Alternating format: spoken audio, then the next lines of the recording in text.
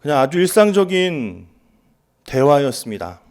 학생들과 대화를 하던 중에 굉장히 이 아이들이 너무 어른스럽고 소위 말하는 되게 스마트하다라는 생각을 하게 되었던 적이 있습니다. 고등학생쯤 돼서 그런지 모르고 아니면 요즘엔 유튜브를 통해서 여러 가지 지식들을 들을 수 있기 때문에 그런지도 모르겠습니다. 자세한 상황을 알아보지는 않았지만 그 아이들이 굉장히 여러 가지 이 세상에 있는 이슈들에 관심을 갖고 있다라는 생각을 하게 되었습니다. 그때 당시의 대화는 환경 문제에 대한 것이었습니다. 막 자신이 알고 있는 환경에 대한 이야기를 막 저와 대화 중에 어떻게 해서 나왔는지 모르겠지만 그것을 아주 줄줄줄 쏟아내는 겁니다. 그래서 물었습니다. 야, 그런 거에 관심을 가지고 있다니 너 대단하다. 나는 그때 너만한 나이 때 그런 거 별로 관심이 없었던 것 같은데 왜 그렇게 그런 거에 관심을 가져? 라고 했습니다. 돌아오는 말이 바로 이런 것이었어요. 필요하니까요. 더 그 원색적으로 얘기하면 살려고요. 그거 모르면요, 이제 앞으로 못 살아요. 라는 이야기를 아주 어른스럽게 하는 겁니다. 그래서 요즘 아이들은 도대체 어떤 생각을 하고 뭐에 관심을 가지고 있나? 그리고 학교에서는 도대체 어떤 공부들을 하길래 얘네들이 이런 거에 관심을 가지라고 교육받았을까 하면서 여러 가지 그 아이들이 활동하는 내용들을 찾아보았습니다. 가장 먼저 떠올랐던 것은 요즘 아이들이 동아리 활동을 어떻게 하는지 그런 내용들을 한번 찾아봤습니다. 저는 동아리라는 것을 고등학교 때까지 경험하지 못했습니다. 제가 속해 있었던 교육과정에서는 CA 활동이라는 이름 하에서 기껏해야 어떤 여가 활동의 어떤 모방된 그런 내용들이 많았습니다. 독서반을 한다든가 기타 연주반, 농구반 이런 것들이었죠. 그런데 요즘 아이들이 참여하고 있는 동아리 활동은 굉장히 뭔가 삐까뻔쩍합니다. 내용이 이렇습니다. 테드 심화 토론반, 인문학반, 그리고 더 나아가서 국제환경연구반, 주식경제연구반, 그리고 의학 법률 이런 것들을 함께 공부하는 그런 동아리들도 있더라고요. 야, 완전히 수준이 달라졌다 하면서 제가 찾으면 찾을수록 놀랄 수밖에 없었습니다. 심지어는 어떤 초등학교 수업에서 어떤 일을 하냐면 선생님의 몸무게를 가지고 주식 투자를 하는 겁니다. 아이들이 어떠한 때에 무엇을 투자하는지는 정확히 모르겠지만 투자했다고 얘기해요. 선생님은 어떤 그래프를 그리면서 오늘 내가 치킨 먹었어. 그래서 몇 그램이 쪘어. 그러면 아이들이 돈을 뺄지 말지 이런 거를 서로 의견하고요. 발표하고 하는 것들을 하더라고요. 초등학교 수업에서까지요. 그래서 보니까 벌써 고등학생들까지도 주식 투자에 대한 것들을 이야기하고 실제로 투자해서 수익을 내고 있는 아이들도 있다고 합니다. 요즘 참으로 재테크에 대한 관심이 높아집니다. 어떤 음원에 투자를 하기도 하고요. 심지어는 한 유명 작가의 예술 작품을 아주 세분화해서 쪼개서 투자합니다.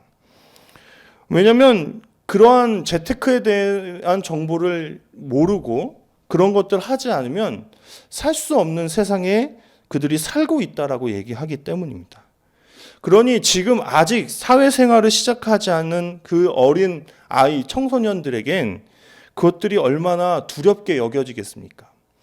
그래서 그 학생이 던졌던 말, 그거 모르면 못 살아요 하는 말이 참으로 맞았던 겁니다.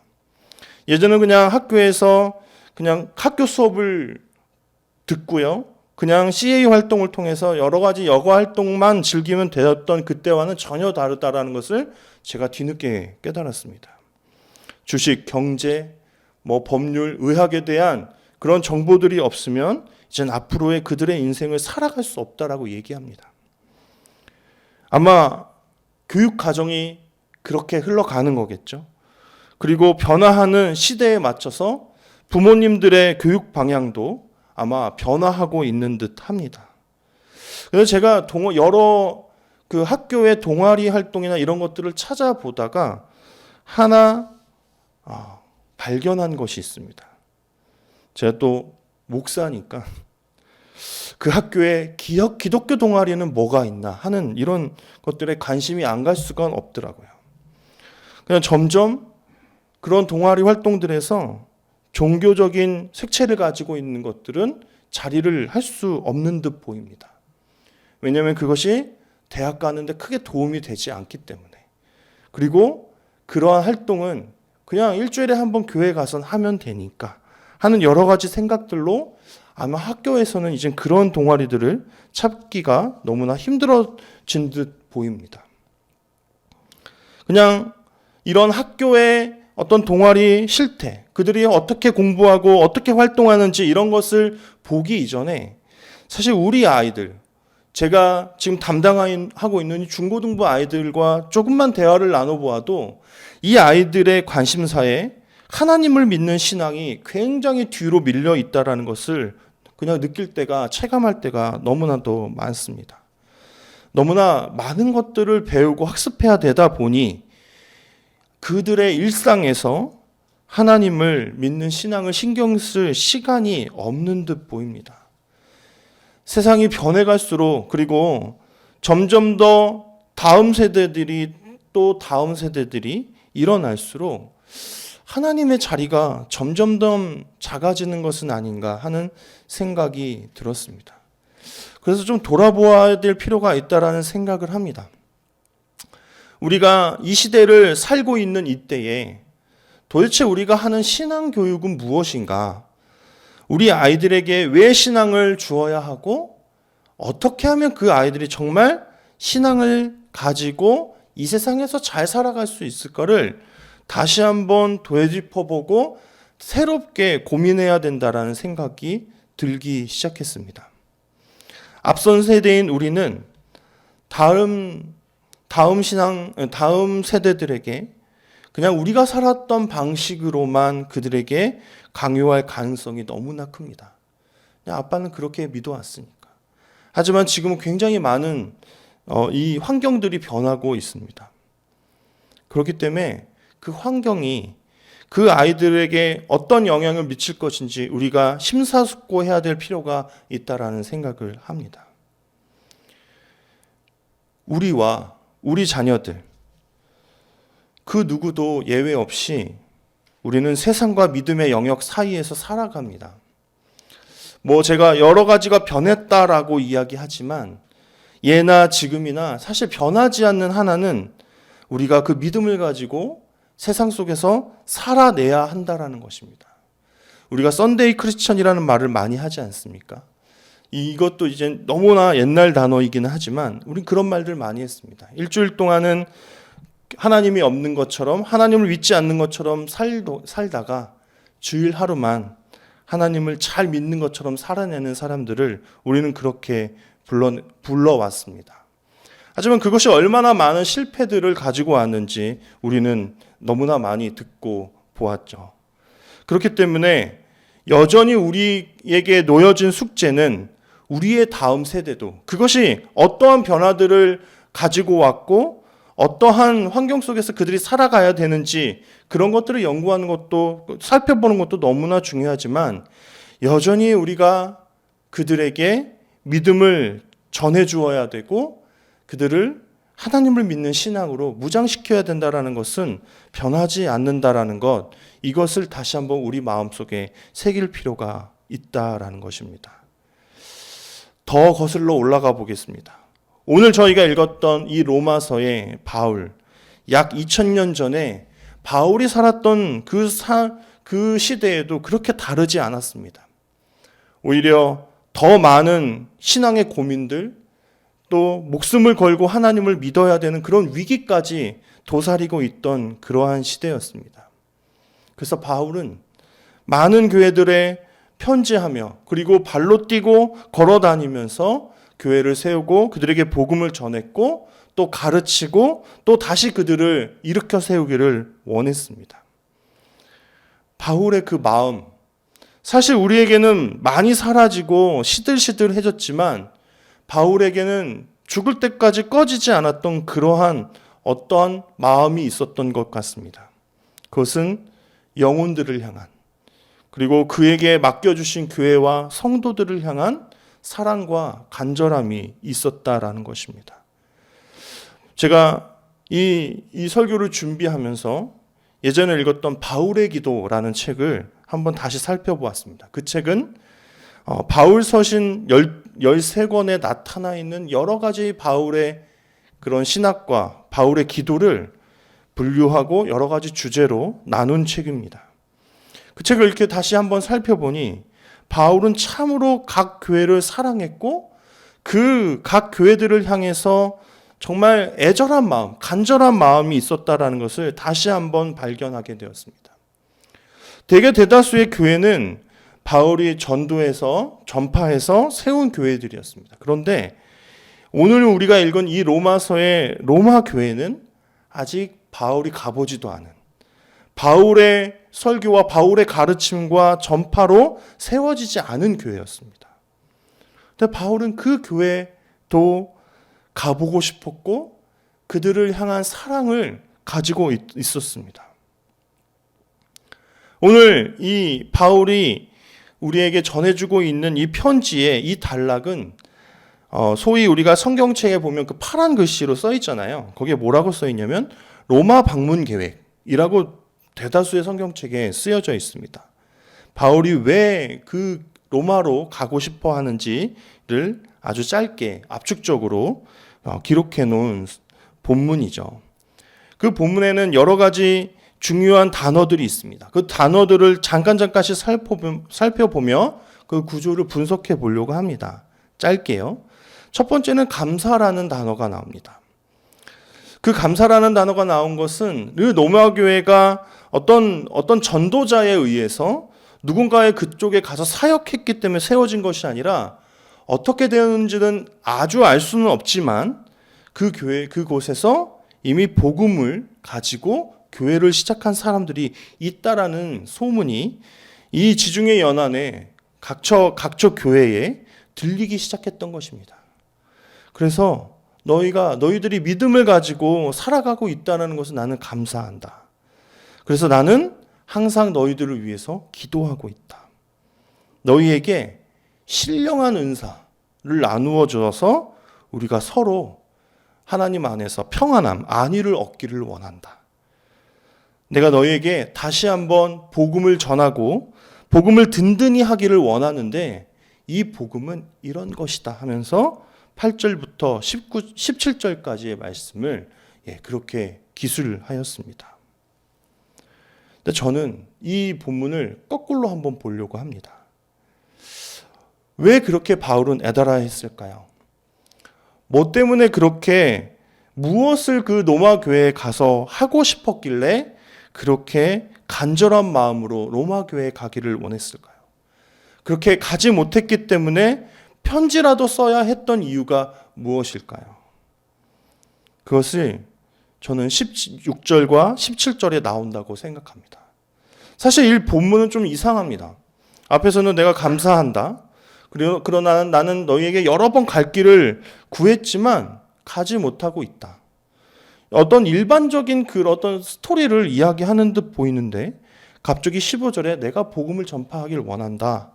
그리고 내가 믿는 복음은 이런 것이다 하면서 16절과 17절에 이야기하거든요.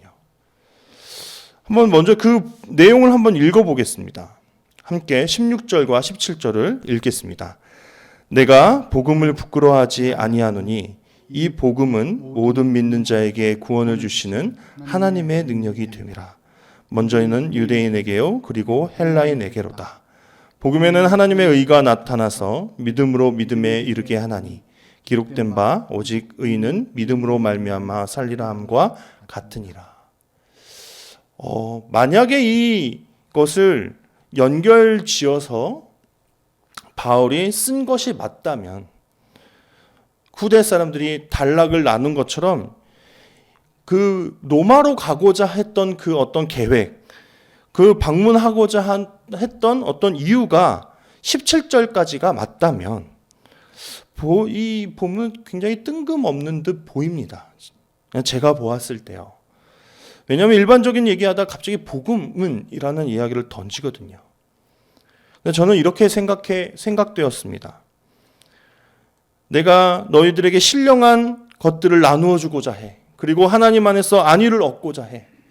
그러면 그 신령한 것이 무엇인지, 내가 너희에게 복음을 전하는 것이 무엇인지에 대한 내용을 이야기해야 되잖아요. 하지만 그것에 끝나지 않고 아마 바울은 자기 고백에 섞어서 너희도 이러한 복음을 따라가는 사람이 되게 하면 좋겠어 하는 이야기를 하는 듯 보입니다.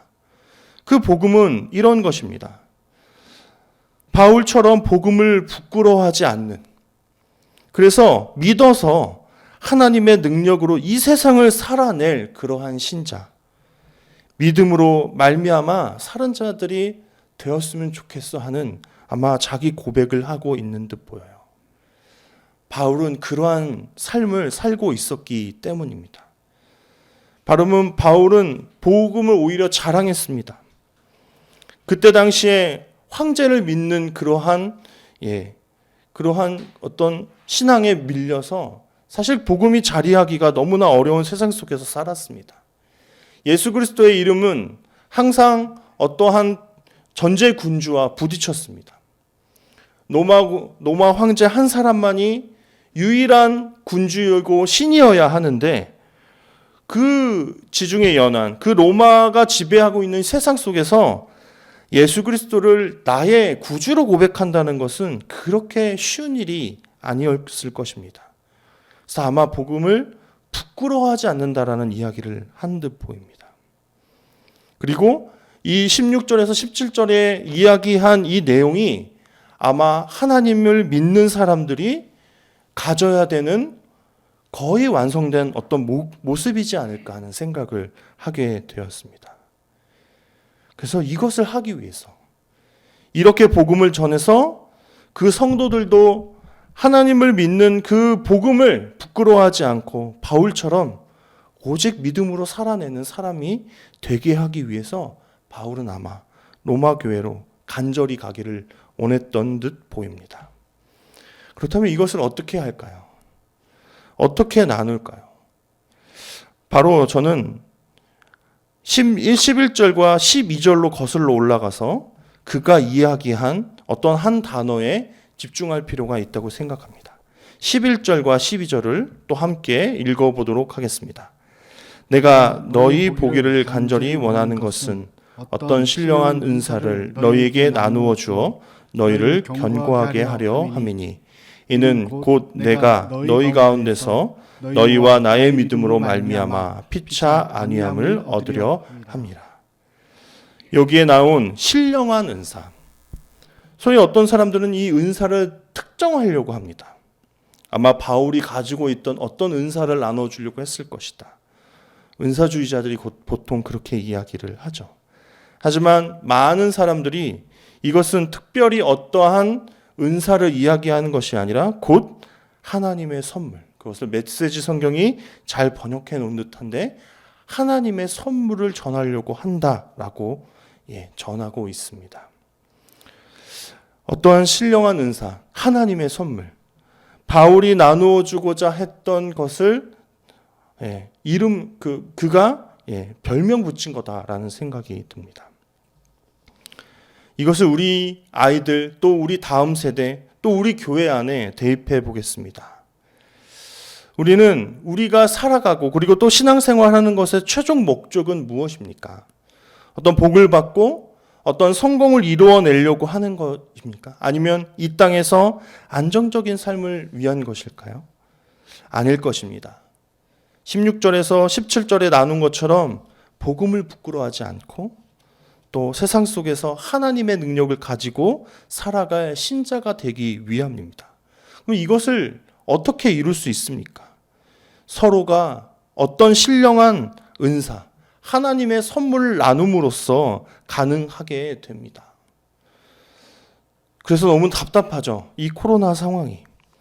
아무것도 우리 자녀들에게, 우리 다음 세대들에게, 그리고 성도 간에 나눌 수 없는 이 그 코로나로 단벽이 생긴 이 때가 너무나 답답합니다. 하지만 우리는 그것을 나누어 주어야 합니다. 힘써 나누어 주어야 합니다. 하나님의 선물이 없이 믿음을 가지고 살아갈 수 있는 사람이 아무도 없기 때문에 그렇습니다. 아마 로마 교회 안에는 여러 가지 문제들이 있었던 것 같아요. 물론 맨 앞에서 너희들이 신앙을 가졌기에 내가 너무나 감사하다라고 이야기하지만 어떠한 교회도 문제가 없을 수는 없지 않습니까? 복음으로 그들을 다시 한번 일으켜 세울 제대로 재정립할 필요가 있었던 듯 보입니다.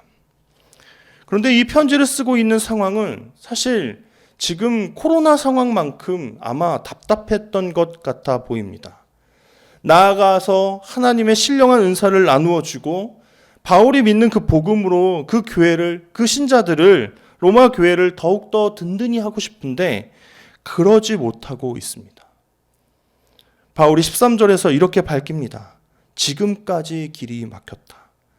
지금까지 길이 막혔다라는 것은 아마 여러 번 노력을 했던 것 같습니다. 하지만 바울은 아직까지 로마 교회에 가서 로마 교회 사람들을 만날 수 있었던 방법을 구하지 못했습니다. 10절에 이렇게 또한 이야기합니다. 어떻게 하든지 이젠 하나님 뜻 안에서 너희에게로 나아갈 좋은 길을 얻길 원하노라. 여전히 구하고 있는 거죠. 포기하지 않고 구하고 있습니다. 하지만 아직까지는 얻지 못했습니다. 여기서 중요한 점이 있다고 생각합니다.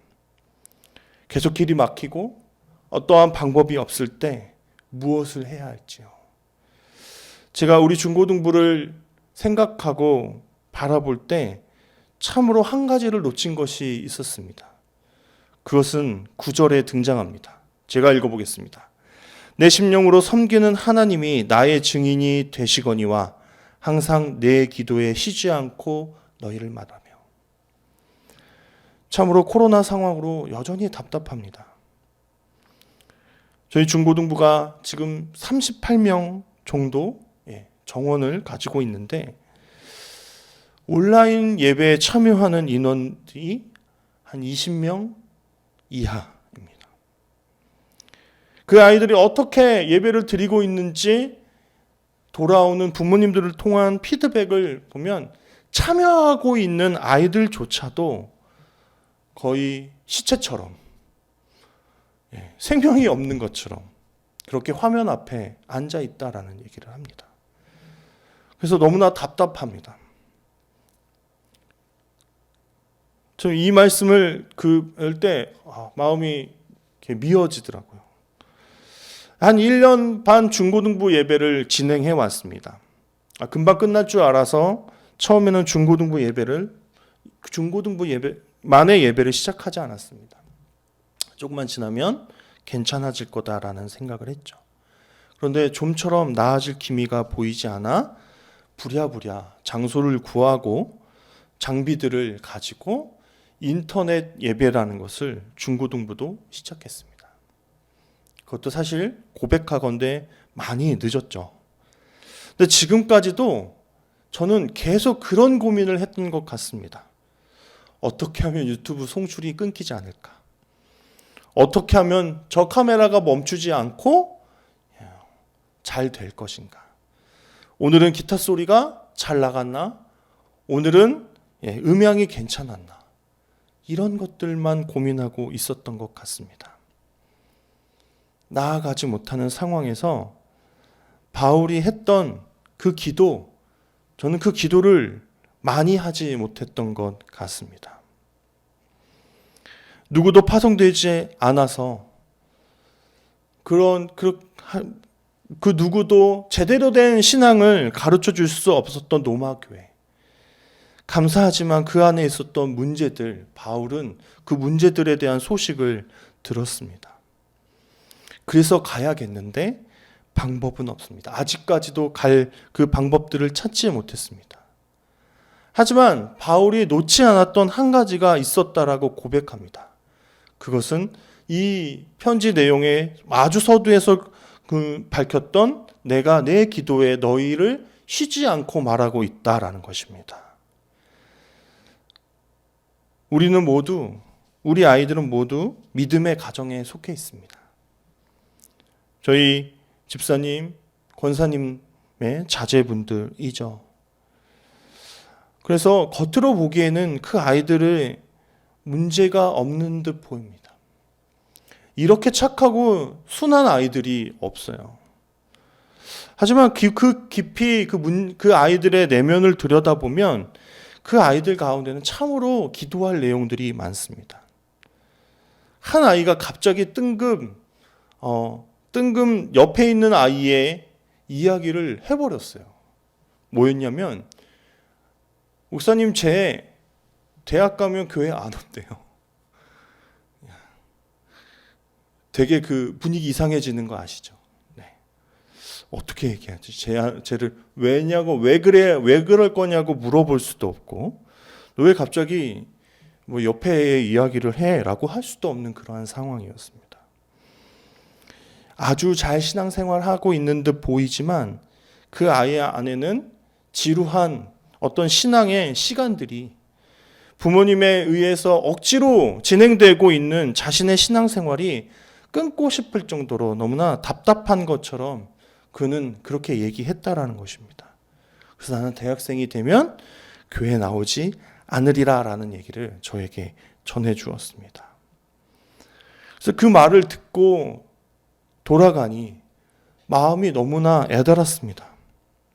어떻게 하면 좋을지, 또 저는 제 머리를 막 굴려서 어떻게 하면 그 아이를 우리 교회 안에 남기고 청년부에 가서도 잘 신앙할 수 있는 아이로 남길지를 계속 고민하였습니다.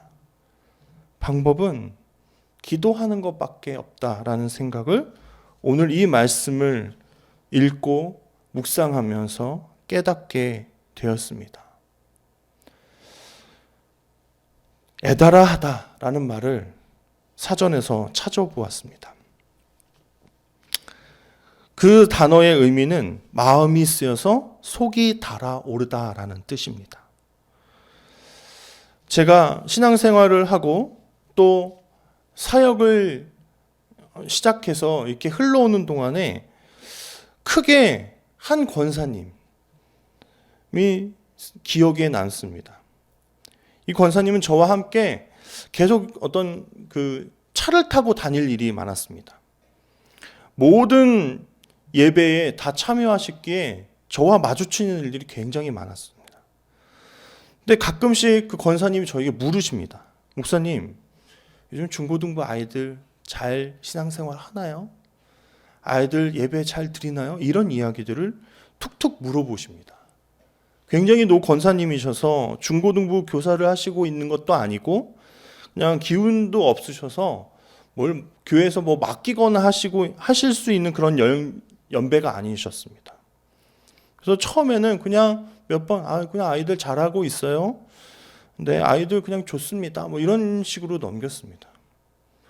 근데 이분이 보니까 굉장히 진심으로 저희 중고등부 아이들, 저도 그때 중고등부를 맡고 있었는데 그 아이들 걱정하는 듯 보였습니다. 그래서 여러 번 어떤 내용들을 이야기했습니다. 제가 사역하고 있는 이야기들을 나누었습니다. 그래서 어떨 때는 저도 너무 안타까운 마음에 하소연하듯이 이야기했어요. 하나님, 권사님, 요즘 아이들 정말 잘 모르겠어요. 어려워요. 다가가고 싶은데 도망가요. 뭐 이런 이야기들을 막 나눴습니다. 아이들이 자꾸 줄어요. 뭐 이런 이야기들을 했습니다. 그랬더니 그때마다 매번 아이고 하시면서 정말 애달아 하시는 권사님의 모습을 저는 여러 번 보았습니다. 그리고 그분은 항상 그 교회에 나오셔서 교회의 여러 가지 이야기들을 가지고 기도하시는 분이셨습니다. 저는 그분을 생각할 때 정말 한 영혼에게, 그리고 자신이 속한 그 교회를 향해서 저렇게 애달는 심정으로 기도하는 사람이 있을까 하는 생각을 여러 번 해왔습니다. 살펴보니 바울은 로마 교회에만 그렇게 한 것이 아닙니다. 고린도 후서에 또 이러한 구절이 있습니다. 함께 읽겠습니다. 내가 마음에 큰 눌림과 걱정이 있어 많은 눈물로 너에게 썼노니 이는 너희로 근심하게 하려 한 것이 아니요 오직 내가 너희를 향하여 넘치는 사랑이 있음을 너희로 알게 하려 함이라. 바울이 각 교회를 향해서 가졌던 마음, 애달고 간절했던 마음, 그 각 교회를 하나님의 말씀과 그 복음으로 다시 일으키고 싶었던 그 애다른 심정으로 편지 썼던 구절이 너무나 많고 수도 없이 발견할 수 있다는 것을 저는 오늘 설교를 통해서 깨달았습니다. 우리 교회, 우리가 말로는 너무 우리 교회, 우리 아이들이라고 하지만 정작 정말 우리가 중요하게 생각하는 것은 그들이 어떤 대학에 가고 어떻게 성공하고 어떻게 잘 취업하는지 이런 것들에 관심을 갖고 있는 것은 아닌지 한번 돌아볼 필요가 있습니다. 저는 이러한 내용들, 이러한 감사의 내용을 많이 들었습니다. 불쑥 어떠한 분이 찾아오셔서 목사님 너무나 감사해요. 기도해 주셔서요. 되게 뜬금없습니다. 갑자기요? 네, 뭐 그렇게 말할 수는 없으니까 모른 척하고 왜 그러시냐고 묻죠. 근데 그러면 그분이 이러한 이야기들 하십니다. 이번에 우리 자녀가 어떤 대학에 합격했어요. 취업했어요. 다음 달에 결혼하는데 좋은 처자 만났어요. 뭐 이런 이야기들을 저한테 해주십니다. 한 번은 제가 너무나 감사하네요 라는 이야기를 하다가 저도 모르게 툭 내뱉은 말이 있었습니다. 그럼 자제분 교회는 열심히 다니세요? 라고 했어요. 그때가 생생하게 잊혀지지 않는데 그분이 이렇게 이야기하셨습니다. 아이고, 다 좋은데 교회를 안 다녀요 라고 해요. 돌아서면서 제가 했던 말은 그러면 그 자녀가 괜찮은 건가? 아무렇지도 않은 것인가 하는 생각을 하게 되었습니다. 오히려 하나님을 믿고 하나님을 신앙하는 부모라면, 이전 세대라면 우리 자녀들이, 우리의 다음 세대들이 이 세상에서 어떻게 살아가고 어떻게 성공하고 어떤 모습을 가지고 또 어떤 지식들을 갖춰가는 것에 관심을 가지는 것도 중요하지만 그 자녀들이 정말 하나님을 믿는 그 신앙 위에 굳건하게 서기를 애달프고 간절한 마음으로 바라야 되는 것이 아닌가 하는 생각을 여러 번 하게 됩니다. 신학교에 갔더니 여러 가지 한국교회의 문제를 듣습니다. 그런데 가슴에 품고 기도하는 사람은 그렇게 많지 않았습니다. 필립 얀시가 이렇게 이야기했습니다. 기도는 하나님의 관점에서 누군가를 보게 한다. 그것은 자식이 너무 사랑스러워 와라 껴안아주고 싶어 하는 아버지의 눈길이다. 다시 한번 우리가 그 간절함을 회복했으면 좋겠습니다. 우리가 그 간절함을 회복한다라는 것은 나의 마음과 나의 시선으로 바라보고 기도하는 것이 아니라 하나님의 시선, 하나님의 눈으로 바라보고 기도하는 것은 의미할 것입니다. 우리가 그냥 우리의 눈으로 볼 때 우리 중고등부가 괜찮아 보일지 모릅니다. 우리의 다음 세대가 어느 정도 규모를 가지고 있고 잘 활동하고 있는 듯 보일지 모릅니다.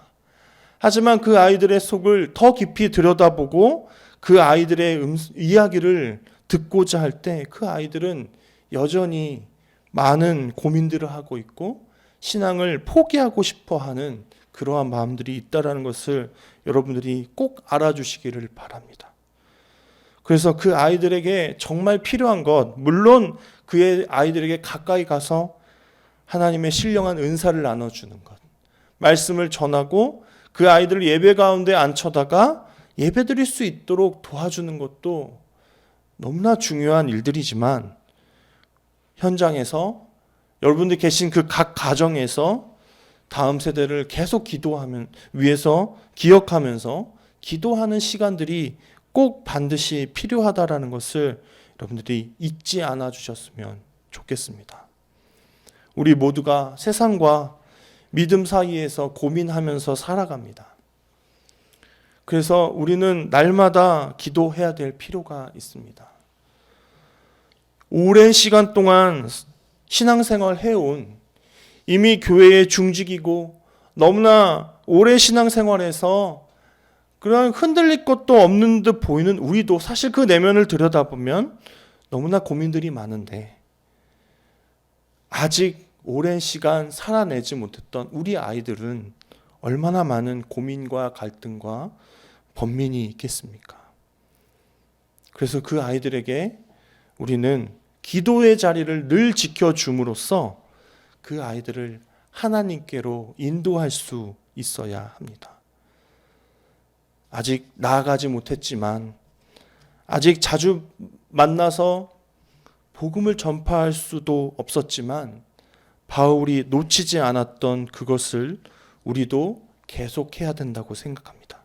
그것은 간절한 마음을 가지고 우리 다음 세대들을 위해서, 또 우리 주변에 있는 지인들, 아둘람 식구들을 위해서 애달고 간절한 심정으로 기도하는 것, 그것을 우리가 놓치지 않아야 될 줄로 믿습니다. 저와 여러분이 오늘 이 시간 이후로 그 간절함을 다시 한번 회복하는 그러한 시간들이 있기를 간절히 소원합니다. 함께 기도하겠습니다. 하나님, 너무 오랜 시간 동안 신앙생활을 해온 저희가 놓치고 잃어버린 것이 있습니다. 그것은 애달름 심정으로 간절하게 기도하는 것입니다. 우리의 문제조차 간절히 기도하지 못하는 우리가 어찌 이웃을 위해, 타인을 위해, 이 세상을 위해, 또 그리고 우리 다음 세대를 위해서 간절히 기도할 수 있겠습니까? 어떠한 한마디 조언을 하고 문제점을 이야기할 수는 있지만, 하나님 앞에 간절한 심정으로 꿇어 엎드려 기도하는 사람이 적다라는 것을 우리는 깨닫게 됩니다. 하나님, 이 시간 먼저 우리 안에 하나님을 향한 사랑, 간절함들을 회복하게 하시고, 그 간절함이 또 넘치고 넘쳐서 우리 이웃들에게, 아두들람 식구들에게, 또 다음 세대들에게까지 흘러가 그들을 내 기도에 항상 기억하고 말하는 그러한 신앙생활 시작할 수 있도록 인도하여 주옵소서. 이 모든 것 예수님의 이름으로 기도합니다. 아멘.